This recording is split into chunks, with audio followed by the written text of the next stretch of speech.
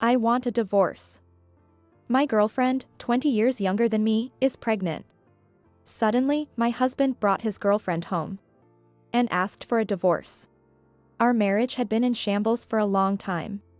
To be honest, I no longer loved my husband, who didn't help me in the house or even with the kids. Instead, he was always out having fun. Here's the divorce paper. I'll take the kids with me, but Kevin, I declared as I handed the paper to my husband. Then, he said something shocking. What? Take Kevin too? I couldn't believe it. No way, because Kevin is. When I confronted him with the truth, my husband became very upset and just stood there in shock. My name is Mary, and I am 51 years old. I am a stay-at-home wife. I married my husband, John, 14 years ago. We met through a mutual friend. I used to work as a web designer at a website production company, dedicated to my work and been single for many years. A friend, who was worried about me, introduced me to John. John was friendly and a good conversationalist. Haven't had much dating experience, I found my time with him very enjoyable and thought I could build a happy family with him. However, the path to our marriage wasn't easy. John was divorced with a child. His ex-wife left the home, leaving the child with him, so he was a single working father. When I told my family and friends about this, they all said I should walk away from the relationship with him.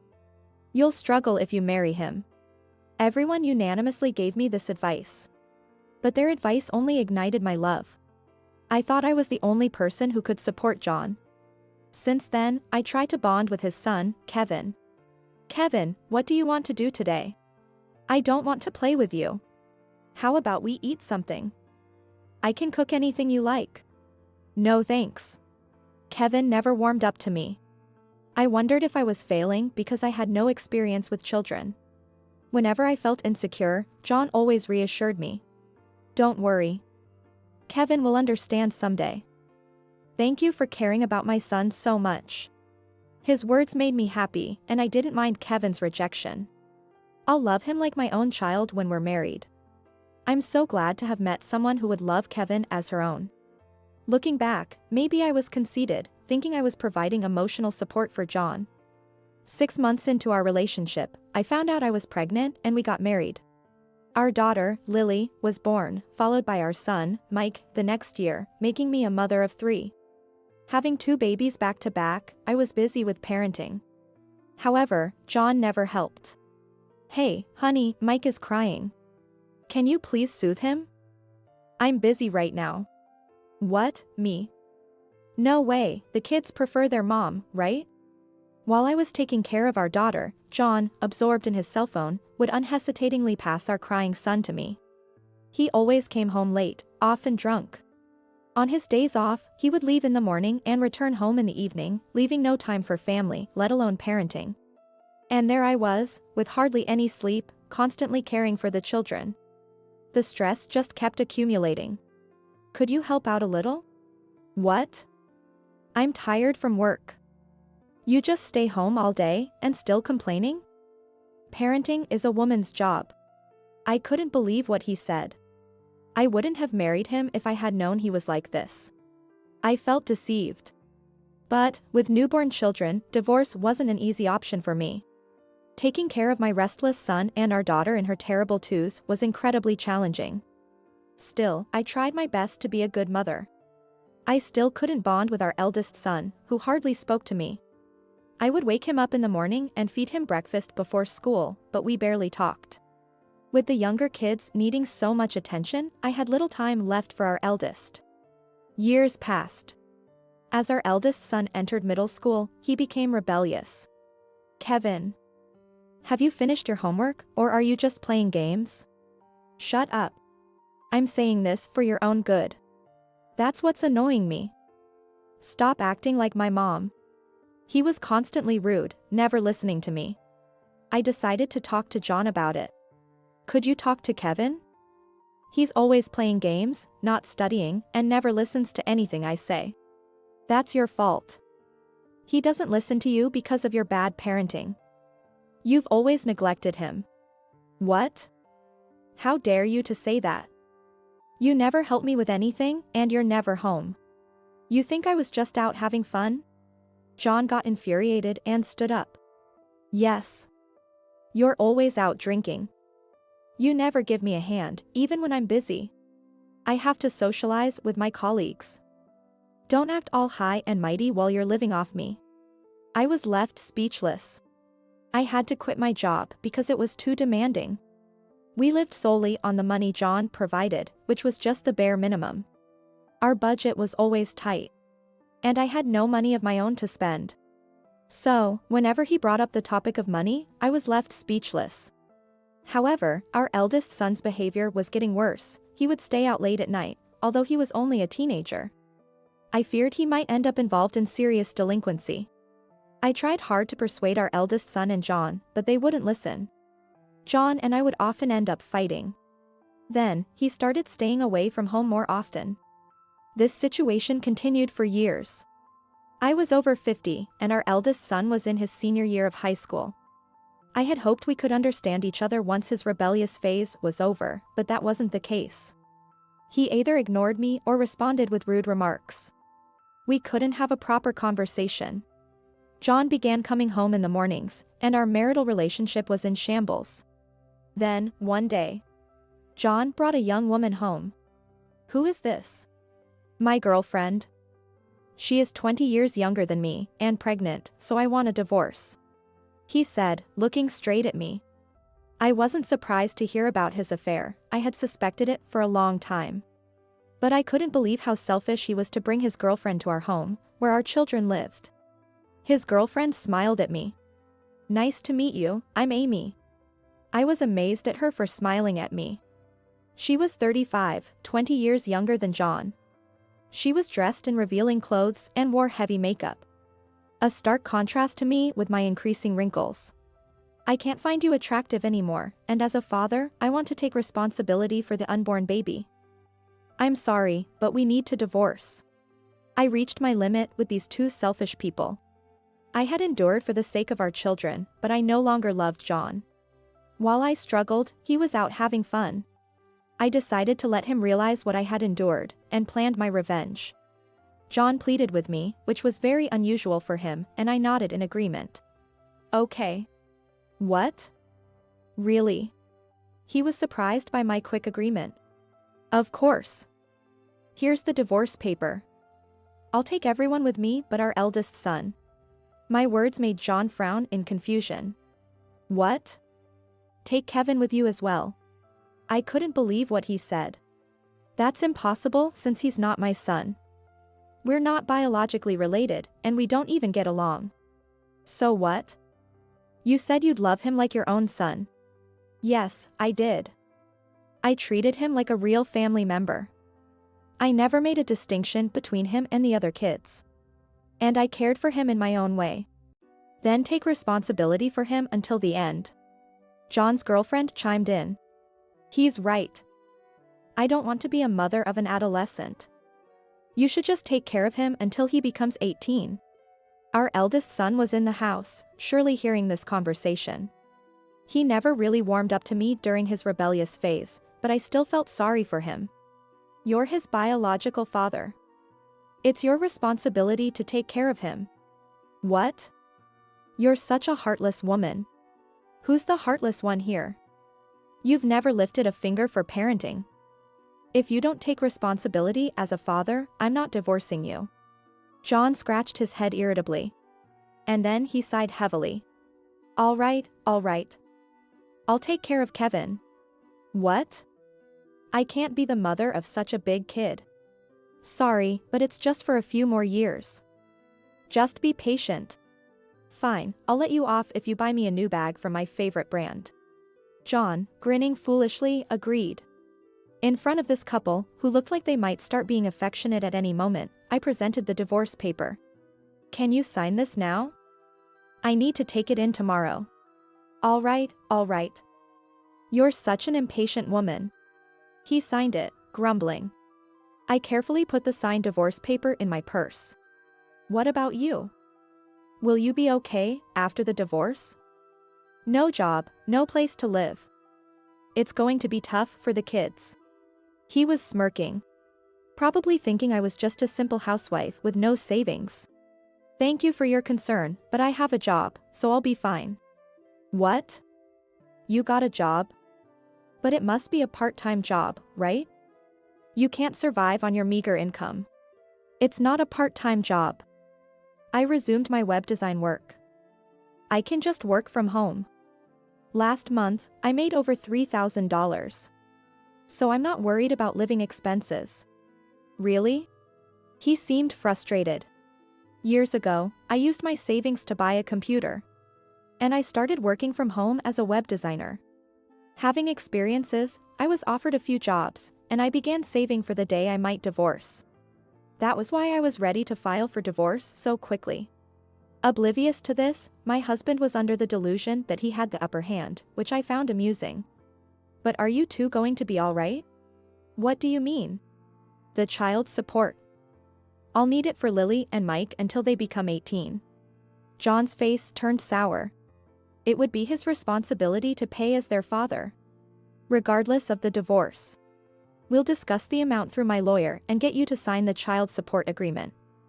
I'm thinking about $400 a month for both. $400 a month? That's too much. What are you talking about? They're already in their teens, and there are expenses for club activities, tutoring, and such. That's not even counting food and utilities. It's hardly enough. I had no idea. He never involved himself in the household finances. The expenses for Lily and Mike's sports activities, like shoes, uniforms, practice gear, and travel for tournaments, add up. Even $200 per child each month was hardly sufficient. I hope your girlfriend understands what I'm about to say. What? I smiled at John's girlfriend. For compensation, you know? Since the affair has been going on for years, I expect to be compensated. Though I need to consult with my lawyer. It's likely to be around $30,000, so be prepared. What? I didn't know about this. You're an adult. You should have known. By the way, I have all the evidence I need, so playing dumb won't help. When John stopped coming home, I hired a private detective to gather evidence of his affair. I already knew about his relationship with this woman and had the photos to prove it. There was no escaping the evidence. She was definitely having a sexual relationship with John since she was pregnant, so there's no escaping for her. However, unwilling to accept the truth, she panicked. I don't have that kind of money. I don't even have savings, and we're about to have a baby. That's not my problem. If you can't pay me, ask the man sitting next to you. She grabbed John's shoulder, shaking him. You'll pay for this, right?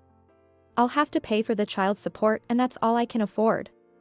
You need to deal with the compensation. Why me? You're the one earning. Just pay for it. I've spent all my money on your presents. Do you know how much I've spent on you? Are you kidding me? You're useless. I wouldn't even go out with you if I'd known that you were broke. The atmosphere between them had turned sour, a stark contrast to their earlier demeanor. It seemed she was just after his money. Why else would she be with a man in his mid-50s? John was at fault for cheating while married. But she was equally guilty for continuing the relationship when she knew that he was married. I couldn't let her off without compensation. I thought you said you'd provide me with everything I wanted, and that was why I agreed to marry you. I'm not paying for any compensation. Well, it's up to you. If you refuse to pay, I'll consult my lawyer and see you in court. Mentioning a court made her jump up, panicked. I can't do this. I don't want to be in debt for being in relationship with an old man like your husband. I especially hate the idea of becoming a mother to such a big kid. I'm out of here. Wait. His girlfriend grabbed her purse and fled through the front door. John tried to stop her but ended up falling on his backside. It was very comical. Oops, she ran away. It's not oops. This is all your fault. He got up, furious. What? You're going to hit me? I'll call the police. You'll be punished for your interfering with my relationship with her. I burst out laughing at his words. I will be punished? Then you'll be punished for neglecting your family. He fell silent, glaring at me. He clearly hadn't fully grasped the situation yet. I decided to drop another bombshell on him. Just so you know, the payment of Kevin's university fees is due this week. So don't forget that. What? Kevin's starting university this September. You need to pay his tuition fees since you're taking care of him, right? He looked utterly bewildered. John, who had neglected our eldest son for years, probably had no idea about his university plans or tuition costs. How much is it, anyway? It's about $12,000 for a private university. $12,000? There's no way I can afford that. Well, that's just for the first year. From the second year, it'll be around $10,000 each year for tuition fees. Good luck with that. No way. I too was surprised at first, as I myself went to a public university and wasn't aware of the high costs of private ones. John, also graduated from a public university, probably hadn't expected it to be so expensive. Why did you let him go to such an expensive university? It's not my fault. I told Kevin to study, but he wouldn't listen, and you never did anything when I consulted you. So you just enrolled him in any university. I can't approve that. Then talk to him yourself. He's the one who decided to go to that university. John fell silent. He probably didn't know how to interact with Kevin anyway, having neglected him all these years. I wasn't going to worry about them. We'll be packing our things and leaving, then. As I stood up to leave, John suddenly tried to stop me. Wait. Let's try again. What are you talking about? I've thought it over. For the kid's sake, it's better not to divorce. He looked serious. But I knew his words were just excuses. You just don't want to pay child support and compensation, right? I can't stay with you. Why not? I've broken up with my girlfriend, and I won't cheat again. Let's start over. That's absolutely impossible. I couldn't imagine living with someone who neglected parenting and impregnated someone 20 years younger. I don't think you understand. I agreed to divorce you, not because you asked for it. Then, why? I've wanted to divorce you for a long time. I just didn't have the money to do it until now. I've been saving up from my job. And it was just the right timing. Oh, no. John was speechless. Did he really think I still loved him? I wasn't a saint who could continue to love someone who had treated us so terribly. But the kids need both parents. Divorce will be bad for them. It was when John said that. Our eldest daughter and second son, who had been listening to our conversation, burst out of their bedrooms. I don't want to live with someone like you. Me neither. Lily. Mike. You shouldn't be saying things like that to your parent. The kids came to my side, glaring at their father. Don't act like my dad now. You're disgusting, cheating all the time. I don't want to have someone like you as my dad. We'd rather live on our own than live with you. You too. The shock was more apparent on John's face than anger. He stood there, mouth agape, unable to respond. Don't underestimate us just because we're kids. We can see and judge what adults do. Did you really think we'd still love you just because you're our dad? I was wrong, okay? Forgive me. I'll do anything. I'll buy you anything you want, take you out, whatever. We don't need any of that. I don't even want to see your face. Hearing these words from the kids, John finally gave up. He must have thought he could bribe his teenage kids with gifts. It was obvious that he underestimated them. They'd been aware of my struggles since they were in elementary school and had always been concerned. They wouldn't easily forgive their father. We packed our bags and left without saying a word to John. Eventually, we divorced. Now, he must be struggling with the payments for the compensation and child support. Apparently, his girlfriend also had his baby and is demanding child support from him. Given that the baby was just born, he'll have to keep working even after retiring from his current job. His decision to get involved with a younger woman was foolish indeed. Moreover, since he never did household chores, his house is in chaos. He can't even do laundry properly, wearing wrinkled shirts, and is now shunned by colleagues and neighbors. Abandoned by both his children and his girlfriend, and without any money to spend, he's like a broken man. But that's no longer my concern. Meanwhile, we started our new life. Lily. Mike. You'll be late for your school. Coming. They both hurried to the entrance, backpacks on their shoulders. Kevin. You'll be late too. I know, stop nagging. Kevin, our eldest son, dressed in his suit, headed to the front door. On the day of our divorce, when we were packing to leave, I found Kevin standing in the hallway. He must have been listening to everything. Unable to leave him, I asked, "What do you want to do?" He decided to come with us. Honestly, paying for his university would be a financial stretch for me. But I couldn't abandon him. He was a victim too. Rejected by his biological father and neglected due to my preoccupation with the younger kids, he had a tough time. Kevin, who acted out in his school days, was greatly affected by our family environment. His father was always out and busy. I was overwhelmed with the younger ones. He was alone when he needed affection the most. I couldn't abandon him. When we arrived at our new apartment, Kevin said he'd quit university and work instead. "I don't need you to pay for me.